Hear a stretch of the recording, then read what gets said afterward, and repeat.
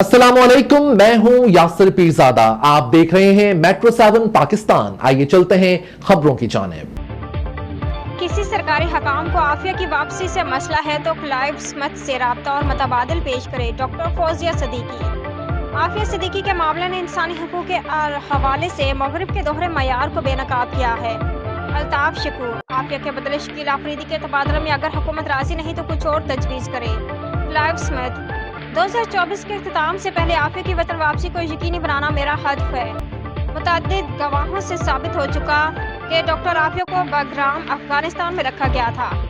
आफिया के बदले शकील आफरीदी के तबादले में अगर हुकूमत राजी नहीं तो कुछ और तजवीज़ करे। आफिया पर तशद्दुद और उनकी बेगुनाही के मजीद शाहिद तलाश करने मई में दोबारा वापस आएंगे। जो लोग ये कहते हैं कि वो इस वक्त अफगानिस्तान में आज़ाद है वो सच नहीं कह रहे हैं। 17 जुलाई 2008 को आफिया को उसके उस वादे के साथ गजनी भेजा गया कि उसे उसकी बेटी मरियम वापस कर दी जाएगी। ये एक धोखा था। आफिया को मारने के लिए पुलिस को कॉल की गई थी कि वो खुदकश बमबार है। आफिया की जान गजनी के एक बहादुर दर्जी ने बचाई जो पास ही काम करता था और उर्दू ज़बान भी बोल सकता था।